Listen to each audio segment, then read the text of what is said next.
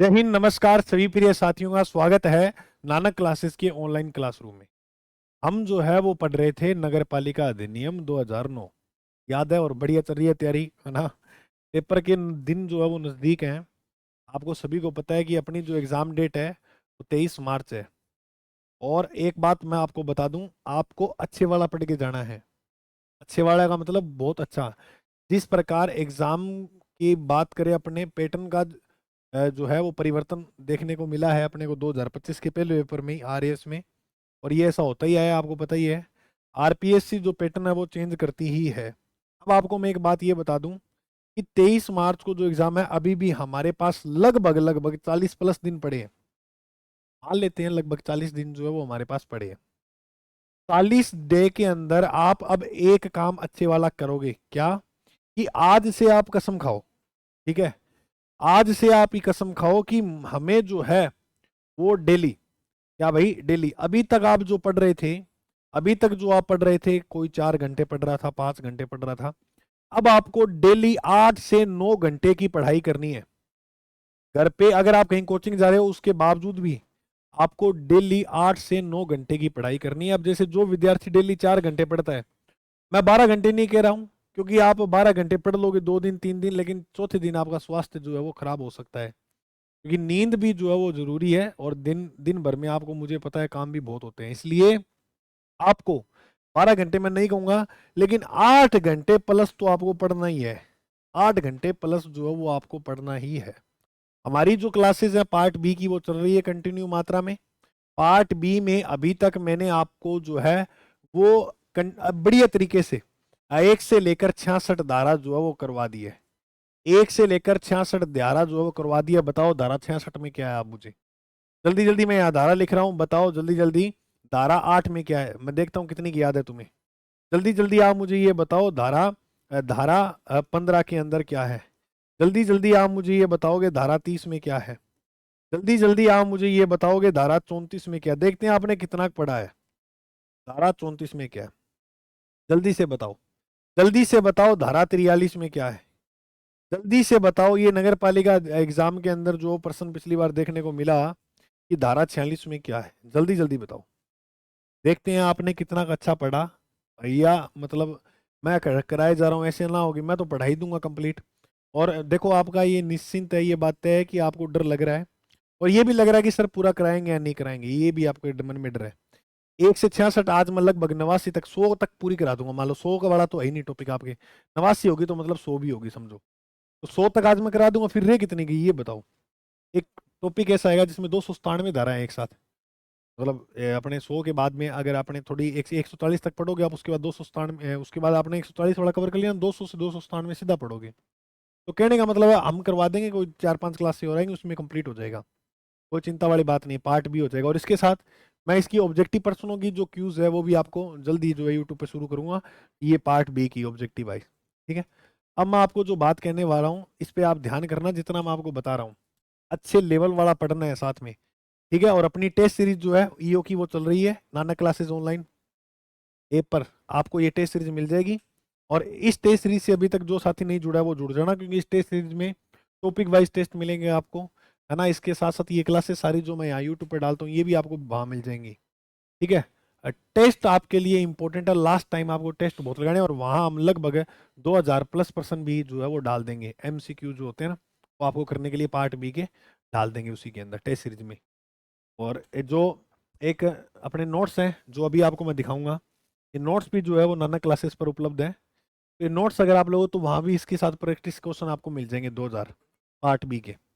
चलो शुरुआत करते हैं, बात खैर चलती रहेंगी। ठीक है? अब अपने आज जो अध्याय नंबर 4 पे आ चुके हैं, और अध्याय जो 4 है वो है नगर पालिका संपत्ति। नगर पालिका की संपत्ति की अगर बात करें तो 67 से लेकर 75 धाराओं के बीच में जो है वो नगर पालिका संपत्ति के बारे में हमें जानकारी देखने को मिलती है। धारा 67 की बात करें, संपत्ति अर्जित तथा धारण करने की शक्ति। देखो, नगर पालिका के पास संपत्ति अर्जित करने की शक्ति होती है, और संपत्ति धारण करने की भी शक्ति होती है। यह शक्ति नगर पालिका क्षेत्र के अंदर भी है और नगर पालिका क्षेत्र के बाहर भी है। बेस्ट बात यह है जो आपको याद रखनी है, नगर पालिका क्षेत्र की सीमाओं के चाहे भीतर या बाहर, दान द्वारा, क्रय द्वारा, अन्यथा जंगम तथा स्थावर संपत्ति का हित अर्जित करने और उन्हें धारण करने की शक्ति नगरपालिका की है। सर जंगम और स्थावर जो संपत्ति है वो क्या होती है? अभी आपको मैं समझा देता हूँ, जंगम और स्थावर जो संपत्ति है वो क्या होती है। सुनो, यहाँ पर संपत्ति है दो प्रकार की, एक जंगम है, एक स्थावर है। स्थावर से आप याद रखोगे स्थायी संपत्ति, जैसे घर हो गया। अब जो घर है वो क्या है? घर आप देखोगे तो घर स्थायी है, घर इधर उधर चल के नहीं जा सकता। लेकिन कार है, मोटरसाइकिल है ना, ये एक स्थान से दूसरे स्थान जा सकते हैं, यानी संसाधन जो हो गए वो जंगम होंगे। जंगम का मतलब होता है एक स्थान से दूसरे स्थान संपत्ति जा सकती है। तो नगरपालिका क्या काम करती है? नगरपालिका जो है वो इनको धारण करने की शक्ति है। अभी मैं आपको एक धारा पढ़ाऊंगा, धारा 299, इसके अंदर लिखा हुआ है नगर पालिका की शक्तियां के अंदर उल्लेख दिया गया है।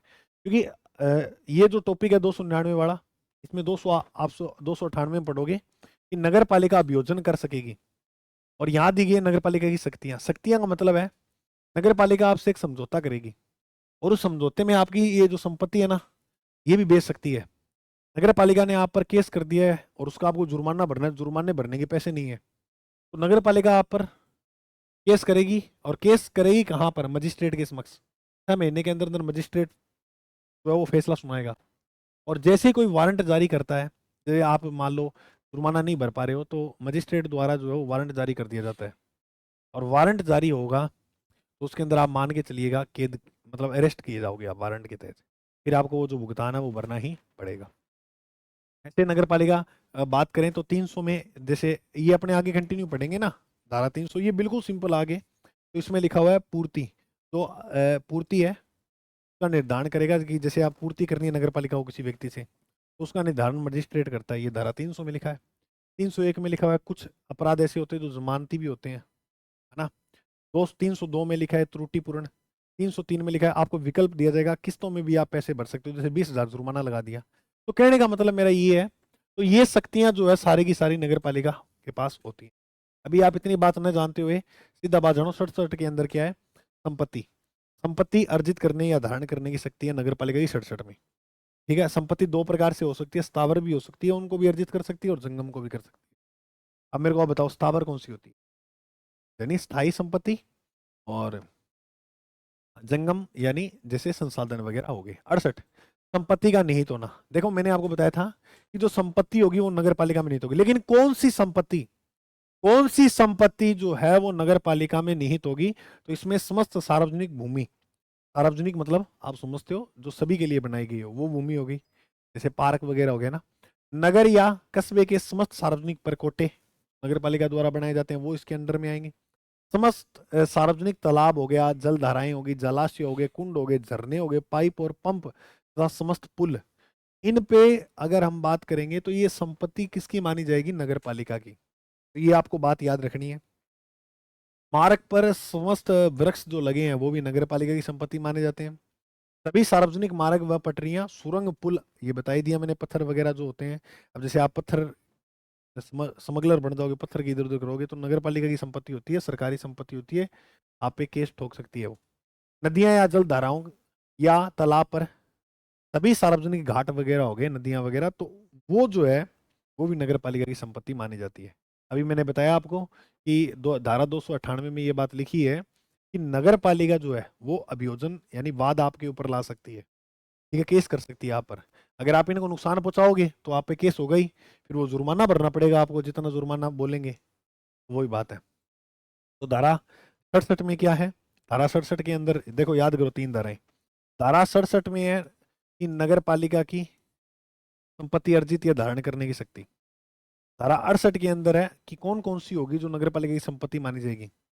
धारा 69 के अंदर जो है वो नगर पालिका, ये वेरी इंपॉर्टेंट क्वेश्चन है, याद रखना। धारा 69, करार, विनिमय, पट्टा, अनुदान आदि द्वारा नगर पालिका संपत्ति का अर्जन करना।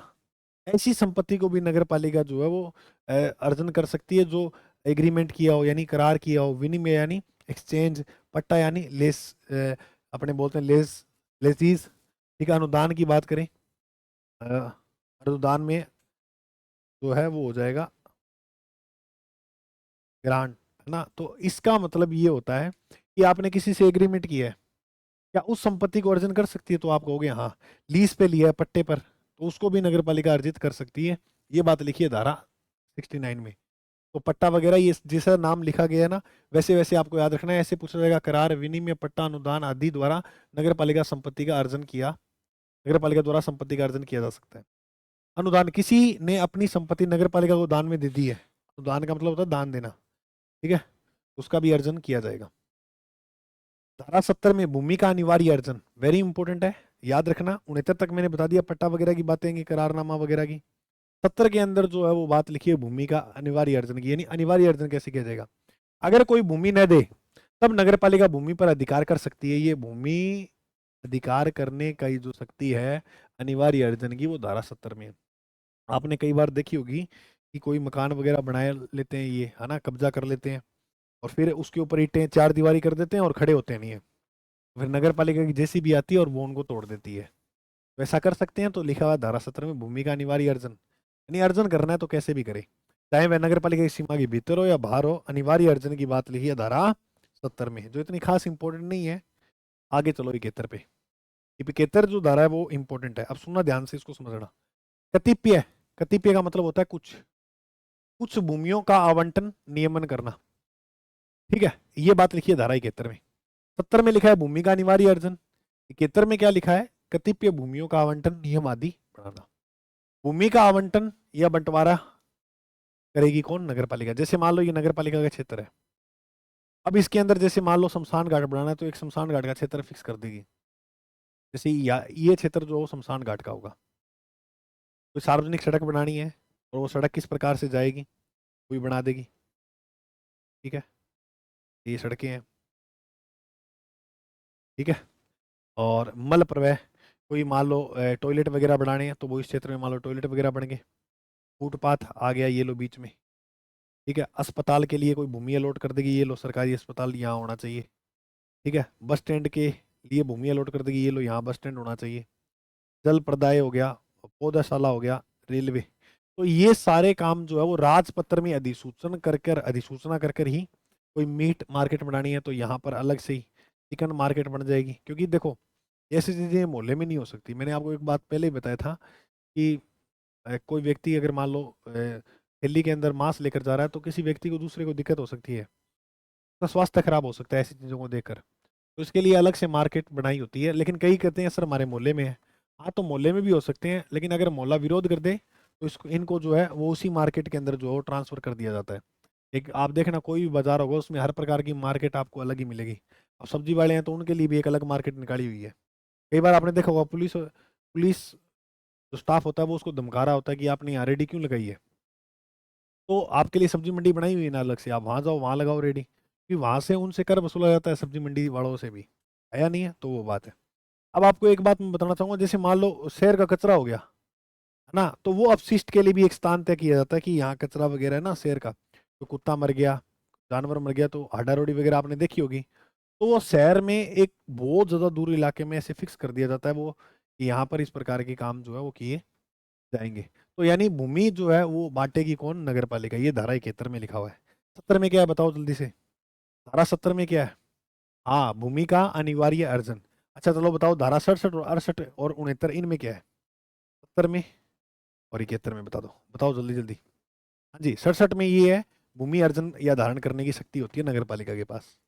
धारा 68 के अंदर अगर हम बात करें तो कौन कौन सी भूमि का अर्जन कर सकती है, सार्वजनिक संपत्ति जो है वो कौन कौन सी मानी जाएगी वो बताइए हमने बात। इसके करार विनिमय पट्टा की बातें लिखी गई है।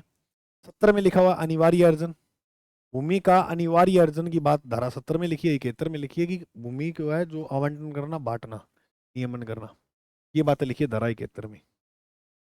बात करेंगे अपने धारा 72 की। अच्छा सर इसके पॉइंट में जैसे 69 क्या हो गया वो मैं आगे लिखा दूंगा नोट लगा के, वो थोड़ा हाईलाइट अलग ही कर रखा है हमने। एक बार आपको जितना पढ़ा रहे हैं वो पढ़ो। देखो इसमें लिख रखा है 72 में, नगर पालिका सहकर्मों के निष्पादन के लिए सरकार द्वारा नियुक्त अधिकारियों द्वारा संविदा और ऐसे सहकर्म के लिए संदाय होना। राज्य सरकार नियुक्ति कोई भी व्यक्ति, अधिकारी, कर्मचारी द्वारा कार्य किया जाएगा। इसका मतलब ये है कि धारा 72 के अंदर ये बात लिखी कि इसके संपत्ति के संबंध में जो भी काम किया जाएगा ना, वो राज्य सरकार द्वारा नियुक्त कोई व्यक्ति होना चाहिए। ऐसे नियमों चक्कर कोई व्यक्ति उसमें रोब जमा रहा है कि ये नगर पालिका की संपत्ति है, ऐसे है वैसे है, हाँ वो ज्ञान दे सकता है, समझा सकता है कि भाई एक नागरिक होने के नाते, लेकिन वो ये नगर पालिका वाली कार्यवाही नहीं कर सकता। ठीक है, तो राज्य सरकार नियुक्त कोई भी व्यक्ति या अधिकारी कर्मचारी द्वारा कार्य किया जाएगा। नगर पालिका के संबंध में जो काम किया जाएगा ना, वो राज्य सरकार द्वारा नियुक्त होना चाहिए, चाहे वो कर्मचारी हो, चाहे अधिकारी हो, चाहे कोई व्यक्ति हो। नगर पालिका कर्म के निष्पादन के लिए सरकार द्वारा नियुक्त अधिकारी होना चाहिए। ये बात लिखी है 72 में। तो 72 में क्या लिखी है कि कोई दूसरा व्यक्ति जो है वो, 72 में 2 है तो 2 में याद रखना, कोई दूसरा व्यक्ति इनरोल नहीं होगा। दूसरा व्यक्ति कोई जो है वो क्या नहीं होगा, इनरोल नहीं होगा। हाँ जी। अब बताओ 70 में बात समझ में आई, अनिवार्य अर्जन हो गया। 71 में भूमि का आवंटन किया जाएगा। बिल्कुल सिंपल है, ये आप ऐसे लिख लिख के क्रम से भी याद करोगे ना तो भी आपको ये याद हो जाएंगे। 72 के अंदर बात करेंगे तो राज्य सरकार द्वारा नियुक्त कोई व्यक्ति होगा, वही उसी के द्वारा जो है वो ये काम किया जाएगा। अब बात करते हैं धारा 73 की, संपत्ति के अंतरण और संविदा के संबंधों में उपबंध। अंतरण का मतलब होता है बदलाव करना, भूमि का बदलाव करना, चाहे जंगम हो चाहे स्थावर हो। कहने का मतलब मेरा ये है कि आप ये मानो, जैसे कोई घर है, ठीक है, कोई सड़क ऐसे जा रही है, ये सीधी, अब ये घर बीच में आ रहा है, तो इस घर का बदलाव करके वो सड़क यहाँ से गुजार सकते हैं। ये बात समझ में आ गई। अब कई लोग होते हैं छज्जे से ऐसे बना लेते हैं बाहर, घर के आगे वो छज्जा होता है ना, वो बोर बाहर गली तक निकाल देते हैं, तो उसका बदलाव किया जा सकता है, उसको तोड़ सकते हैं। क्योंकि चौकियाँ होती है, कई गलियों तक ले जाते हैं बहुत आगे तक बढ़ा के, ठीक है, तो उसको भी तोड़ सकते हैं। वो नगर पालिका जो है ऐसा काम कर सकती है, ये आपको बात याद रख लेनी है। हाँ बोलो, ले जाओ ध्यान में। ठीक है, तो भूमि का बदलाव कर सकती है, चाहे वो जंगम हो चाहे स्थावर हो। अच्छा, बेच भी सकती है, अगर अर्जाना नहीं भरोगे तो बेच भी देगी, ये बात भी ध्यान में रखना। 20% ऐसे लोगों को आवंटित करेगी जो आर्थिक रूप से पिछड़े होंगे, ये वेरी इंपॉर्टेंट है। देखो हमने एक बात पढ़ा था कि भूमि का बदलाव तो करेगी, कोई पार्क बना दिया मान लो, कोई कुछ कर दिया है ना, साल भर में अपने को शहरों में परिवर्तन देखने को मिलती है, कोई पौधारोपण कर दिया।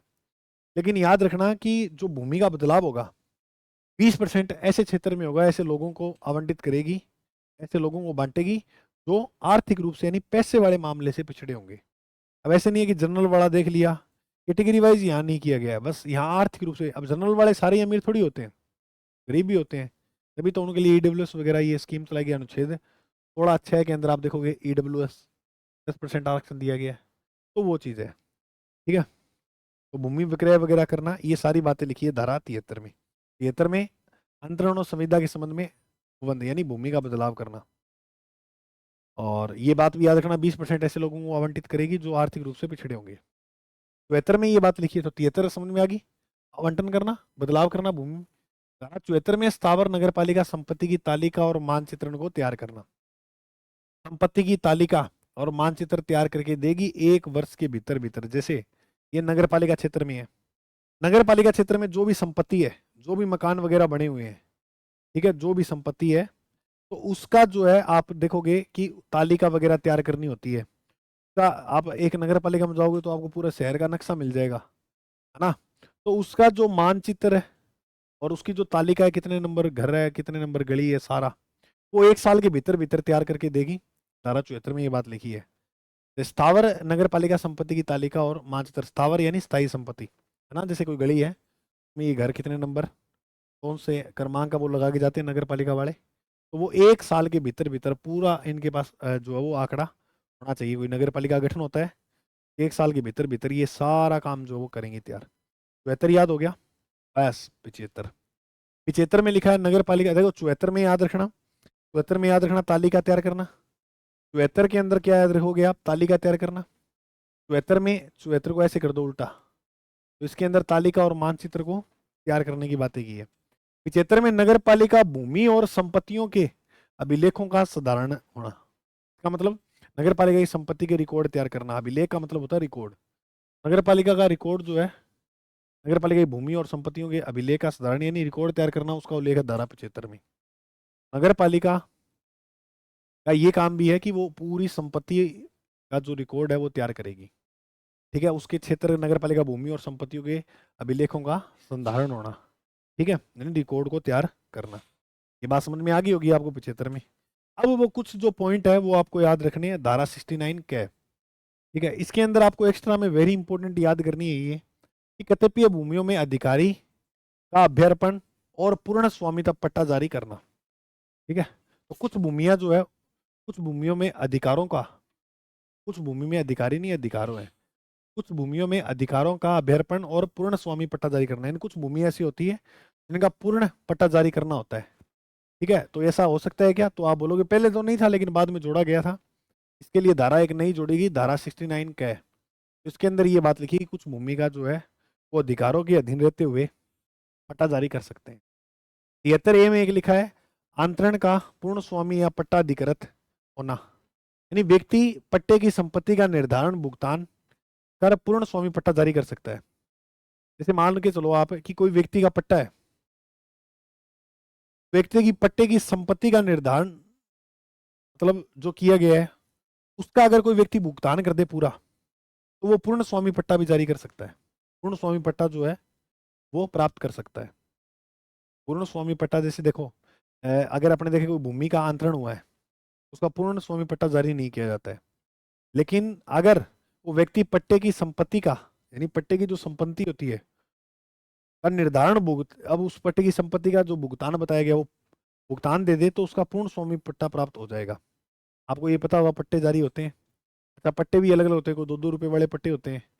देखो उनकी कोई वैल्यू इतनी ज़्यादा खास ठीक ठीक मान लो, क्योंकि ये अपने पर्सनली बात करें तो उस पर आप जो बड़ा लोन लेना चाहो तो थोड़ा सरकार भी डरती है ना, इतना कमज़ोर पट्टा है इसका। अगर थोड़ा अच्छा कम पैसे लगा के आपने पट्टा तैयार करवाया है, लोन वगैरह भी अच्छा मिल जाता है। तो जैसे कोई भूमि है, ठीक है, उस पर आप बता दिए 30,000 पट्टा, पट्टे के 30,000 रुपये लगेंगे। ठीक है, तो उस पट्टा के 30,000 भुगतान करके आप पूर्ण स्वामी पट्टा जो है वो प्राप्त कर सकते हो। ये बात लिखी है धारा, ये बात लिखी है धारा 33A। 33B के अंदर जो बात लिखी है, देखो कुछ बातें मैंने ऐड भी की है, कुछ बातें जो है वो हमने ऐड भी की है, वो भी आपको जो वो लिख लेनी है। 73B में लिखा है आवंटन का प्रतिहरण या पट्टे को रद्द करना। पट्टे का रद्द भी किया जा सकता है, ये 73B में लिखा है। 73A में तो लिखा है पूर्ण स्वामी पट्टा जारी करना, पूर्ण स्वामी पट्टा प्राप्त कर सकता है भुगतान करके। और 73B में लिखा है बी में प्रतिहरण पट्टे को रद्द करना। पट्टे को रद्द करना ये किस में लिखा हुआ? पट्टे को रद्द भी किया जा सकता है, आप भुगतान वगैरह नहीं करोगे तो पट्टा रद्द हो जाएगा। आवंटन का प्रतिहरण और पट्टा विलय का रद्दकरण ये 2021 में जोड़ा गया था, ये बात याद रखना। धारा 73B जो है वो कब जुड़ेगी, यानी पट्टा रद्द कर सकते हैं, ये 2021 के अंदर जो बात है वो जोड़ेगी 73B धारा के तहत। ये टॉपिक हमारा कंप्लीट हो चुका है। अब टॉपिक आएगा 5 नंबर, सुनो मेरी बात ध्यान से। अच्छा, अब मुझे ये बताओ, धारा 67, 68, 69, 70, 71, 72, 73, इतना याद हो गया? एक बार फिर बताओ। देखो, धारा 67 में भूमि का अर्जन या संपत्ति को जो अर्जित कर सकती है नगर पालिका। अब नगर पालिका की संपत्ति कौन कौन सी होगी, ये लिखा हुआ 68 में। और धारा 69 में ये लिखा हुआ है करार पट्टा विनिमय। ठीक है, करार पट्टा विनिमय एग्रीमेंट लेसिस पट्टा वगैरह सब की बातें वो लिखी है धारा 69 में, ये बात याद रखना। 70 के अंदर है भूमि का अनिवार्य अर्जन। भूमि का जो अनिवार्य अर्जन है वो बात कहाँ लिख रखी है? 70 के अंदर। 70 में भूमि का अनिवार्य अर्जन। 71 में भूमि का आवंटन कर देंगे। और 2 के अंदर राज्य सरकार, राज्य सरकार जो आवंटन वगैरह जो काम किया जाएगा इस पे वो इनके द्वारा अधिकारी जो है वो कर्मचारी द्वारा कार्य किया जाएगा। 73 में लिखा हुआ है कि भूमि के अंदर बदलाव कर सकते हैं, तो हाँ 20% ऐसे लोगों को करेंगे जो आर्थिक रूप से पिछड़े होंगे। 72 में स्थावर और नगर पालिका संपत्ति की तालिका और मानचित्र तैयार करना 1 साल के भीतर भीतर करेंगे, है ना। और 73 में नगर पालिका भूमि संपत्ति के अभिलेखों का सुधार, यानी रिकॉर्ड तैयार करना सारे नगर पालिका की संपत्तियों के रिकॉर्ड। इसमें कतिपय भूमि अधिकारों और अभ्यर्पण और पूर्ण स्वामी पट्टा दर, पूर्ण स्वामी पट्टा 1 में है। 2 के अंदर ये है कि व्यक्ति पट्टे की संपत्ति का निर्धारण भुगतान करके पूर्ण स्वामी पट्टा प्राप्त कर सकता है। 73B में आवंटन का प्रतिहरण पट्टे को रद्द भी किया जा सकता है, पट्टे को जो है वो रद्द भी किया जा सकता है। ये बात समझ में आ गई, अच्छे से याद कर लेना। अब अध्याय 5 शुरू होगा, नगर पालिका वित्त और नगर पालिका की निधि। नगर पालिका निधि से यानी जहाँ नगर पालिका के पैसे होते हैं उससे किस प्रकार और कैसे व्यय अपने कर पाएंगे, वो सारी बातें जो है वो यहाँ लिखी गई है। अध्याय 5 की बात करें तो धारा, अच्छा एक बात और मैं आपको बता दूं, अब ये जो नोट्स कोई छात्र लेना चाहता है, देखो शॉर्ट नोट्स है ना। नानक क्लासेस एप्लीकेशन को आप जैसे ही डाउनलोड करोगे तो आप ऐप के अंदर जैसे ही जाओगे तो आपको ऐप के अंदर जो है वो EOR नोट्स के नाम से आपको हैंडराइटिंग जो है नोट्स के नाम से आपको ये पूरी जो है वो ये PDF मिल जाएगी। इसको आप प्रिंट भी करा सकते हो, इसको बुकलेट टाइप प्रिंट कराना है। जैसे ये एक पेज हो गया, इस पे 2 पेज ऐसे आगे, 1 2, ठीक है, और इसके पीछे 1 2, यानी एक पेज पर 4 आ सकते हैं, इतना खुला खुला लिखा हुआ है। तो आप ये आराम से निकाल लेना, ज़्यादा इतने खर्चा भी नहीं लगेगा इसका निकलवाओगे तो, बुकलेट टाइप में निकलवा लेना। आपको लास्ट टाइम में ये कारगर बहुत सी होगी, रिवीजन बहुत अच्छा कर सकते हो आप इसका। सारा मैटर लिखा हुआ है शॉर्ट में, फटाफट आप रिवीजन जो है वो लास्ट टाइम कर दोगे। अभी तो हम अच्छा पढ़ रहे हैं, अब लास्ट टाइम जब रिवीजन आएगा तो ये सारी की सारी आपके सामने समक्ष पड़ी होंगी। अगर आपने अच्छे नोट्स बना रखे हैं अपने तो कोई ज़रूरत नहीं है, अगर किसी ने नोट्स नहीं बना रखे हैं तो आराम से इसको देखकर नोट्स बना सकते हैं, ठीक है। और टेस्ट सीरीज जो है नगर पालिका EOR अधिशासी अधिकारी अगर बनना है तो ये टेस्ट सीरीज भाई अच्छी तरह से काम किया हुआ है। इस टेस्ट सीरीज पे बहुत मेहनत करके पूरी छः साथियों की टीम जो इस पे काम कर रही है। पार्ट बी और जियोग्राफी के प्रश्न मैं बनाता हूँ, बाकी करंट अफेयर के शिव सर है और अदर में जो भी हमारी टीम है वो इस टेस्ट सीरीज पे अच्छे से काम कर रही है। तो इसके अंदर टोटल टेस्ट आपको 15 मिलेंगे, प्लस टॉपिक वाइज टेस्ट है, प्लस पार्ट बी के क्वेश्चन मिल जाएंगे ऑब्जेक्टिव टाइप। और इसके अलावा बात करें तो ये जो परियोजनाएं है पार्ट बी के अंदर, वो भी अच्छी तरह से आपको जो है तैयार करवाई हुई मिल जाएंगी, ठीक है, कोई दिक्कत वाली बात है नहीं। चलिए अब अपने बात कर लेते हैं, ठीक है। धारा 76 से 89, लो ये 100 तक पूरी होगी एक तरह से। अब देखो 90 तक तो यहाँ लगभग होगी, और वो आगे वाली 10 धारा पढ़नी नहीं है क्योंकि 100 वो टॉपिक ही नहीं है अपने सिलेबस में। तो अध्याय 5 धारा 76 से 89, 76 में जो बातें लिखी गई है वो वित्त और नगर पालिका निधि के बारे में। धारा 76 में राज्य वित्त आयोग के बारे में उल्लेख है कि नगर पालिका में जो पैसे वगैरह आएंगे, पैसे वगैरह देने का काम वो कौन करेगा? राज्य वित्त आयोग। राज्य वित्त आयोग नगर पालिका वित्तीय स्थिति पुनरावलोकन करेगा, की जांच करेगा कि कितना पैसा चाहिए। तो नगर पालिका की वित्तीय स्थिति की पुनरावलोकन कौन करता है? राज्य वित्त आयोग। Very important. राज्य वित्त आयोग की स्थापना होती है 1994 में। पहला राज्य वित्त आयोग का गठन कब होता है? 1994 में। अब तक 6 बार राज्य वित्त आयोग का गठन जो है वो किया जा चुका है, सुनना ध्यान से। अच्छा, गठन जो किया जाता है वो राज्यपाल के द्वारा। अनुच्छेद 243 आई व 243 वाई में राज्य वित्त आयोग का जो है वो उल्लेख है। अच्छा, ये दो अनुच्छेद कैसे दिए सर? तो वित्त आयोग एक तो गांव का होता है, एक होता है शहरों का। अब गांव में क्या क्या पढ़ा है मैंने? ग्राम पंचायत, पंचायत समिति, जिला परिषद। शहरों में नगरों में क्या पढ़ा है? नगर पालिका, नगर परिषद और नगर निगम। इनका अलग अलग होता है। कार्यकाल की बात करें तो 5 साल तक होता है। तो पहला वित्त आयोग का गठन होता है 1994 में, है ना। इसके अंदर सदस्य की बात करें तो ये बहुसदस्यीय निकाय है, 1+2, एक अध्यक्ष होता है, 2 सदस्य होते हैं। अध्यक्ष में बात करें तो वर्तमान में प्रद्युमन सिंह है, 2 जो सदस्य उसमें लक्ष्मण सिंह और अशोक अशोक जी हैं, लक्ष्मण सिंह और अशोक जी हैं। अब आपको मैं बताता हूँ तो ये जो है ना अपने बात करें नीति आयोग। नीति आयोग की स्थापना 1 जनवरी 2015 को हुई। नीति आयोग के वर्तमान जो उपाध्यक्ष है वो चेंज हो गए हैं, याद रखना। राजीव कुमार, राजीव कुमार पहले सदस्य थे, अब क्या हो गए हैं जो है वो उपाध्यक्ष इसके पूरी के निर्वाचन आयुक्त के, भारतीय निर्वाचन आयोग के, ठीक है। ये जो मुख्य निर्वाचन आयुक्त है अब वर्तमान में कौन हो गए हैं? राजीव जी, ठीक है, ये बात याद रखना। CEO कौन है नीति आयोग के? CEO पहले अमिताभ कांत थे, उसके बाद चेंज हो गए, अब वर्तमान में सुमन बेरी के नाम से है, ठीक है। अब मैं आपको ये कहना चाहता हूँ कि सदस्य बहुसदस्यीय निकाय है। मेरे को एक क्वेश्चन बताओ आप, राज्य वित्त आयोग में क्वेश्चन करके बताना, राज्य वित्त आयोग में कितने व्यक्ति हैं? ऑप्शन ए अध्यक्ष सहित 2, ऑप्शन बी अध्यक्ष सहित 3, ऑप्शन सी अध्यक्ष सहित 4, और डी में लिखोगे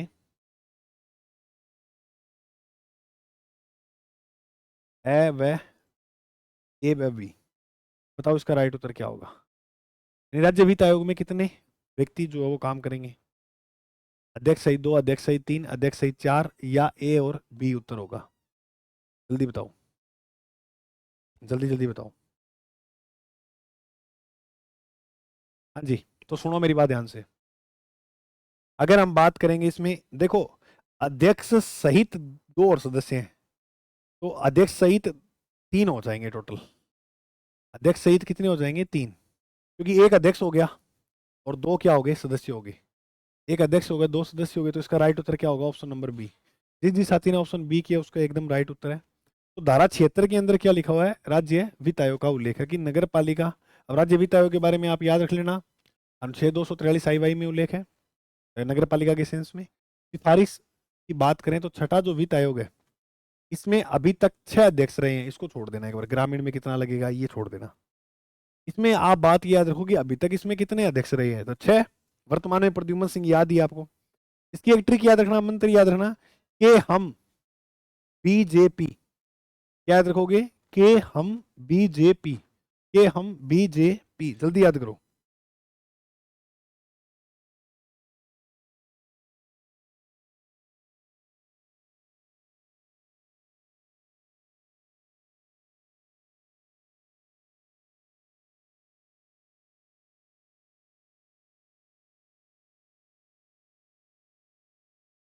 देखो,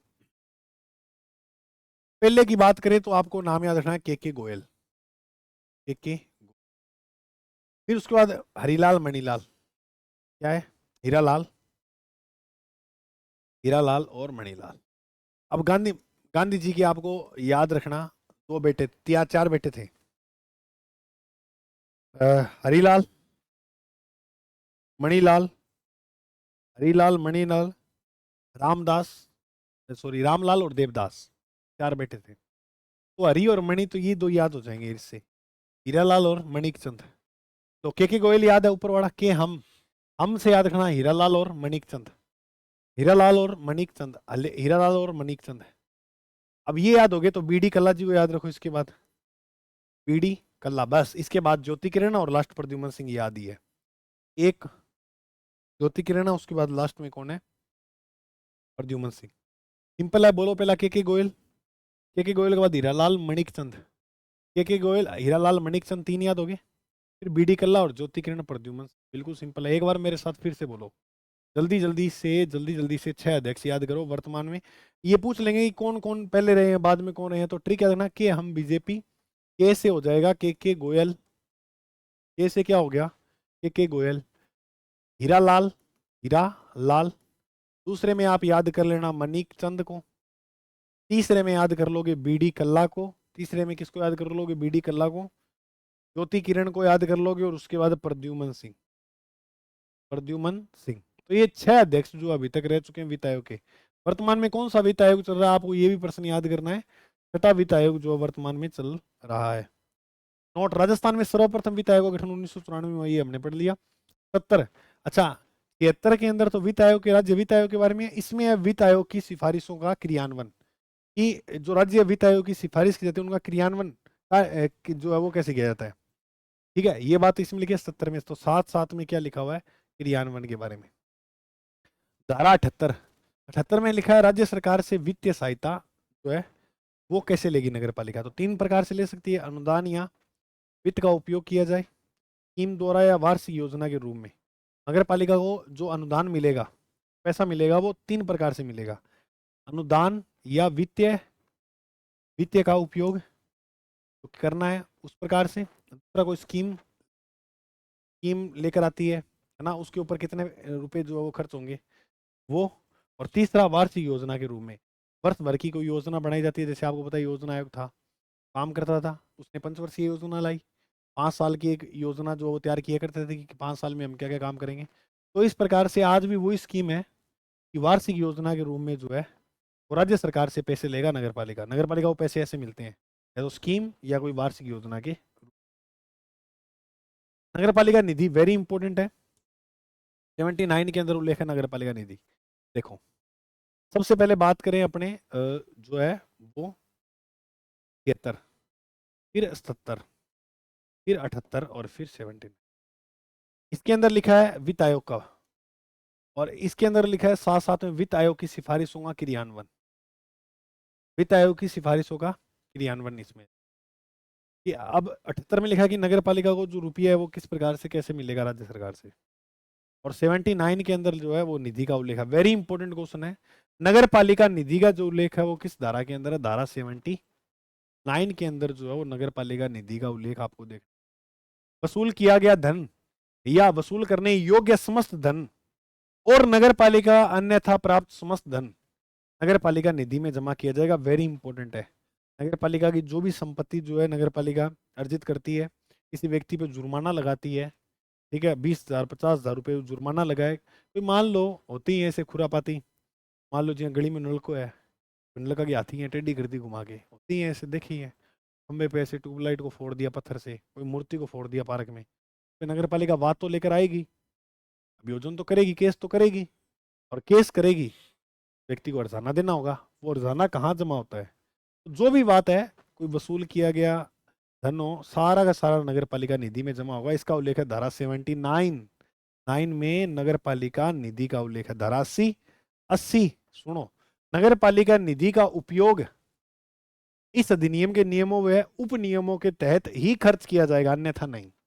मान लो जी थारा घर भी आ गया, तो ऐसे नहीं है कि नगर पालिका निधि से आपने 10 लाख निकाल लिए और आप शादी को एंजॉय कर रहे हो, चाहे आप अध्यक्ष हो चाहे कोई अधिकारी हो नगर पालिका के। तो नगर पालिका में जो पैसा लगाओगे वो नियम के अधीन रहते हुए लगाओगे। आप लगा कहीं रहे हो, दिखा कहीं रहे हो पैसे को, कोई मतलब आप भ्रष्टाचार कर रहे हो, तो इस प्रकार से ये नहीं चलेगा काम। ये धारा 80 ये बात बोलती है। 79 में निधि है तो 80 में एक बात है कि नगर पालिका निधि के पैसों का जो उपयोग है वो अधिनियम के नियमों के उप नियमों के अधीन रहते हुए आप करोगे काम। ऐसे नियम मन में आया वैसे खर्च कर रहे हो वजह से। ठीक है, अब बात करेंगे धारा अपने 81 की। तो धारा 81 की अगर बात करेंगे तो नगर पालिका निधि में से तब तक संदाय नहीं किया जाना जब तक कि वह बजट अनुदान में समाविष्ट नहीं किया गया हो। इसमें ये बात बहुत अच्छी लिखी है। एक तो वो कि मान लो कोई ऐसे आकस्मिक निधि भी बनाई होती है, कोई अर्जेंट, मान लो कोई पुल सड़क खराब होगी, टूट गया, तो उसके लिए कोई बजट में थोड़ी पेश करेंगे, उनको क्या पता था कि ये सड़क टूटेगी। तो वैसे भी खर्च आ ही जाता है कभी कभार। लेकिन यहाँ पर एक बात ये लिखी हुई है, ये भी बहुत अच्छी बात लिखी है, दोनों तरह से अपनों ने उन्होंने बात रखी है कि नगर पालिका निधि में से तब तक खर्चा नहीं किया जाएगा जब तक कि वह बजट अनुदान में समाविष्ट नहीं हो। तब तक खर्च नहीं करेंगे जब तक बजट के अंदर अनुदान ना किए गए हो। उन्होंने मांग नहीं की हुई कोई रोड बनवानी है, कोई ओवरफ्लाई बनवाना है, कोई पुल बनाना है, कोई ब्रिज बनवाना है, ठीक है। लेकिन मान लो कोई ब्रिज टूट गया, भगवान ना करे ऐसा हो, लेकिन मान लो प्रकृति कोई आपदा ऐसी आई जिस कारण वो ब्रिज टूट गया, तो फिर सर कभी बजट नया थोड़ा लाएंगे। तो ऐसे आकस्मिक निधियां होती हैं, अचानक ऐसी घटना होती है तो वहां से पैसे निकाल लिए जाते हैं, काम करवा लिया जाता है। नगर पालिका का जो बजट है वो अधिशासी अधिकारी यानी ईओ द्वारा तैयार किया जाता है। तो नगर पालिका नोट लगा के, वेरी इंपॉर्टेंट क्वेश्चन है, ये लिख लेना। नगर पालिका का जो बजट तैयार किया जाता है वो अधिशासी अधिकारी द्वारा ही किया जाता है। जो नगर पालिका का अधिकारी होता है उसके द्वारा ही जो बजट है वो तैयार किया जाता है। अब अध्यक्ष थोड़ी बजट तैयार करेगा, अध्यक्ष तो पढ़ के सुना सकता है, पढ़ के सुनाएगा तो ठीक है, अगर अनपढ़ है तो फिर कोई देखेंगे। 82 के अंदर जो बात है वो लिखिए, लोक हित में तत्काल अपेक्षित सकमों के लिए नगर पालिका निधि में से अस्थायी संदाय, ये देखो लिख दिया ना मैंने जो बताया, कि मान लो कोई ऐसी आपदा आ जाए जो अचानक पैसे निकालने हो जाए, लोक हित में तत्काल व्यय, तत्काल मतलब कोई हाथों हाथ कोई ऐसी घटना हो जाए, वे करना हो तो राज्य सरकार से अनुमति लेंगे कि लिखित आदेश के बाद ही वो पैसा खर्च किया जाएगा। अभी अपनों ने देखा था कोई वाले गुजरात के अंदर ऐसी घटना हुई थी कुछ साल पहले कि वो नदी के ऊपर पुल बना हुआ था, वो टूट गया। अब वो पुल टूट गया तो उसकी मरम्मत करानी जरूरी है, क्योंकि अब ऐसे थोड़ी कि 1 साल बाद बजट आएगा तो वहां पर वो लिखेंगे, या 5 साल बाद नहीं। तो क्या है कि ऐसे में आकस्मिक निधियां बनाई होती है कि भाई एक बार खर्च जितना लगता है, यानी यहाँ पर 50 करोड़ लग रहा है, हाँ 60 करोड़ लग रहा है, वो लगा दो एक बार, बाद में जब बजट आएगा तो उसके अंदर ये माइनस कर देंगे कि भाई इतना खर्चा उस समय हुआ था, हम आकस्मिक निधि में इतना पैसा डाल देंगे। ठीक है, संविधान के अंदर भी आकस्मिक निधियों का उल्लेख है। धारा 83, नगर पालिका की सीमाओं के बाहर व्यय उपगत करने की शक्ति। नगर पालिका की सीमा बाहर जो अर्जित कर सकते हैं, अंदर बाहर जब वो अर्जित कर सकती है तो बाहर नगर पालिका के व्यय भी कर सकते हैं। लेकिन एक ही बात याद रखनी है, अनुमति किसकी लेनी होगी? राज्य सरकार की। तो यही है, तत्काल व्यय कर तो लोगे, कोई बड़ी बात नहीं, 82 में तत्काल व्यय लिखा हुआ है, लेकिन उसके लिए आपको नगर पालिका से जो है वो अनुमति लेनी होगी, राज्य सरकार से। राज्य सरकार नगर पालिका राज्य सरकार के अनुमोदन के बाद भौतिक संपत्ति के निर्माण व रख रखाव हेतु नगर पालिका की सीमा के बाहर भी व्यय कर सकती है। सीमा के बाहर भी कर देगी, लेकिन अनुमति किसकी लेनी होगी? राज्य सरकार की। अब बात करते हैं अपने धारा 84 विशिष्ट। देखो छोटी छोटी धाराएं हैं, कोई बड़ी चौड़ा टॉपिक है नहीं, और इससे पर्सन भी इतने ज्यादा खास इंपॉर्टेंट लगे नहीं मुझे, लेकिन आपको पढ़ने हैं, याद करने हैं। इसलिए ईओ के एग्जाम में तो यहाँ से देखने को मिले नहीं, लेकिन अब की बार मिल सकते हैं। 1-2% आया था, ठीक है। बाकी पढ़ रही है अपने को टॉपिक, क्योंकि सारे टॉपिक से अगर वो 1-2% उठाएगा तो ही उसका मामला सेट बैठेगा, और ऐसे ही करेगा वो। आपको अच्छी तरह से पढ़नी है टॉपिक, लेकिन जो ज्यादा इंपॉर्टेंट नहीं है उसको ज्यादा अपनों ने ऐसे खंडेड़ा नहीं है, ज्यादा बड़ा लिख दिया एक पेज पे, नहीं। जो इंपॉर्टेंट है उसको एक पेज पे लिखा है, जो नहीं है उसको अपनों ने 5 लाइन, 6 लाइन, 7 लाइन, बस। अब धारा 84 की बात करें तो विशिष्ट प्रयोजन के लिए नगर पालिका निधि का अनन्य उपयोग राज्य सरकार के आदेश पे करेंगे, ये काम याद रखना। ये विशिष्ट प्रयोजन हेतु इस अधिनियम के अधीन दिए गए करों व जुर्माने आदि द्वारा कोई अन्य कर व शुल्क के क्रियान्वयन हेतु निगमन बनाए जा सकते हैं। के अंदर ये बात लिखी है कि कोई विशेष प्रयोजन के लिए नगर पालिका निधि का अनन्य उपयोग भी कर सकते हैं। तो विशेष प्रयोजन के लिए उपयोग करेंगे तो उसमें हमें राज्य सरकार की अनुमति लेनी होगी, ठीक है। लेकिन अधिनियम के अधीन दिए गए करों व जुर्माना आदि के द्वारा कोई अन्य कर व शुल्क के क्रियान्वयन हेतु नियम बनाए जा सकते हैं, ये बात भी आपको याद रखनी है। उनके लिए नियम भी बनाए जा सकते हैं, और आप उनका जो है अन्य कार्यों के लिए भी उपयोग कर सकते हो। निधि का वो राज्य सरकार की अनुमति पर ही करोगे। 85 में लिखा हो लेखाओं का प्रचलन, वेरी इंपॉर्टेंट है, याद रखना। धारा 85 में क्या है? लेखाओं का प्रचलन। धारा 85 में लेखाओं का प्रचलन, राज्य सरकार द्वारा बनाए गए नियमों के अधीन लेखाओं का प्रचलन बनाना होगा। इसमें ये बात लिखी है कि राज्य सरकार जो है, राज्य सरकार द्वारा बनाए गए जो भी नियम है उनके अधीन लेखाओं का क्या करना होगा? प्रचालन जो है वो करना होगा। यानी राज्य सरकार के अधीन ही लेखाओं यानी अकाउंट्स जो होते हैं उनका संचालन करना है आपको। ऐसे नहीं है राज्य सरकार अकाउंट क्या ही बना रही है कि कैसे आपको इन्वेस्ट करना है, आप कैसे ही करते जा रही हो, वैसा नहीं होना चाहिए।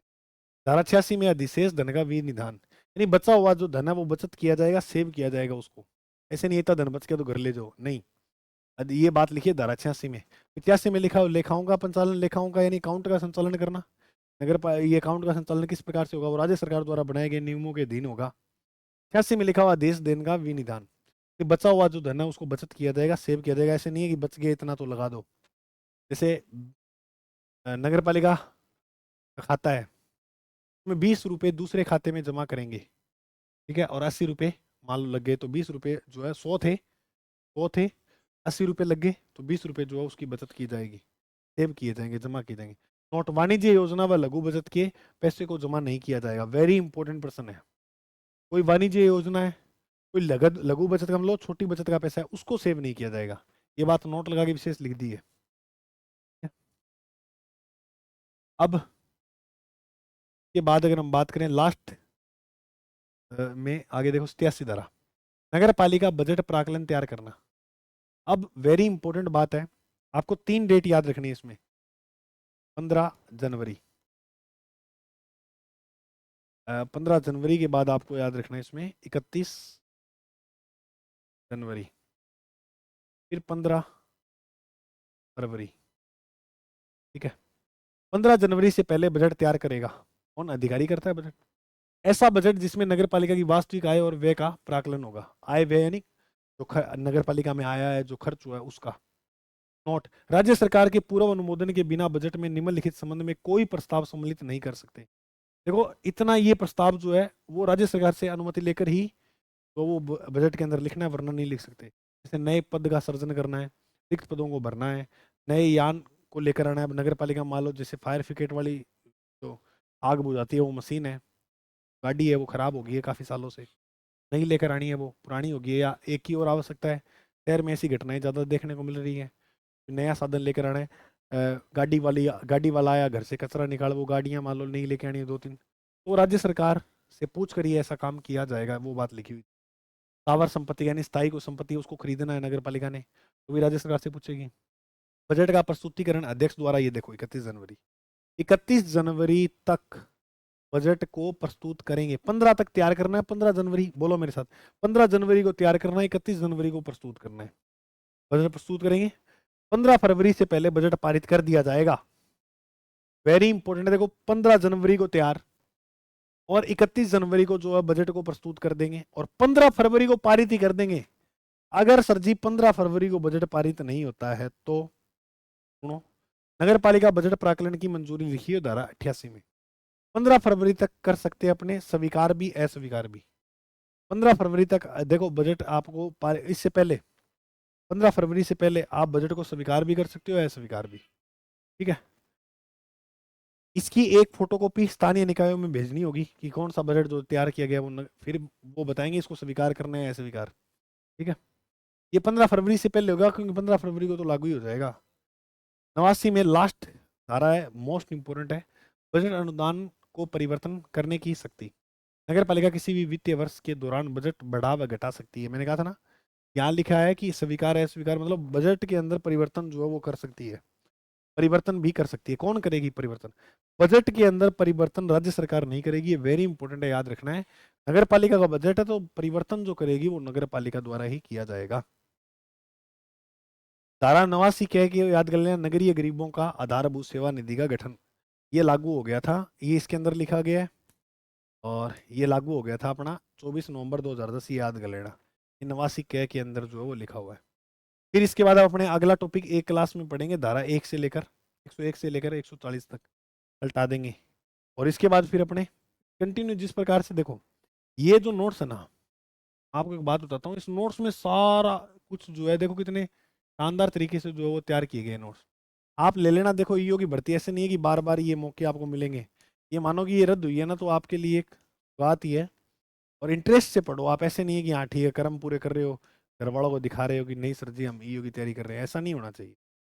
जब लग गए हो, ठान लिया तो ठान लिया, मुश्किल किया और आसान किया, बस बात खत्म। अब देखो, मैंने आपको 5 टॉपिक करा दिए नगर पालिका के, ठीक है, ये इंपॉर्टेंट टॉपिक थे। लेखा परीक्षक 90 से 100 ये इंपॉर्टेंट है नहीं, नहीं हमारे सिलेबस के अंदर है, तो 90 से 100 धारा है। अब हम पढ़ेंगे नगर पालिका राजस्व 1 से 140, फिर उधार वाणिज्य योजनाएं आर्थिक, ये सारा का सारा बस ये इतना करेगी आपका 344 तक। ठीक है, फिर वो नियम वगैरह अपने वो पढ़ेंगे।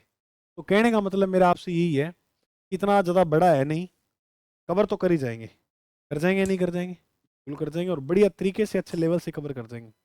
बस आपको क्या है, हाँ ऐसे नहीं है कि 24/7 चलना है मैं ऐसे नहीं कहता कि 24 घंटे चलो, लेकिन ये है कि जितना आपको जो वर्क दिया जाता है, अब जैसे आपका टेस्ट शेड्यूल है, अब टेस्ट शेड्यूल में आपको पता है कि मुझे कितना क्या पढ़ना है। टेस्ट शेड्यूल में आपको दिया गया कि 6 दिन का मैटर, 6 दिन में आपको टास्क दिया गया, उसको आपको पूरा करना है। अब 6 दिन में आप वो टास्क पूरा नहीं कर रहे, अब जैसे पता है कि आज रात को नदियां पढ़ के सोनी है या कोई जलवायु टॉपिक पढ़ के सोना है और आप मजे से नींद ले रहे हो, तो ये आपकी नैतिक भूल बन जाएगी। देखो ये जिंदगी आपको ऐसे ऐसे दौर दिखा देगी जो हमने सोचे भी नहीं है कभी कि सर ऐसा टाइम भी आ सकता है क्या। मजाक में भूल के बिल्कुल भी नहीं लेना है इस चीज़ को। अगर आपको आज नदियां पढ़ना है तो आप पढ़कर ही कंप्लीट कर कर वो टास्क फिर ही सोओगे। तो इस प्रकार टास्क बनाओगे तो मैं ज़्यादा आपको देखो बता रहा हूँ ना, डेली आप 8 से 9 घंटे की पढ़ाई करो। 8 घंटे तो प्लस होने चाहिए, 8 घंटे पढ़ो बहुत है, 8 घंटे से कम नहीं होने चाहिए।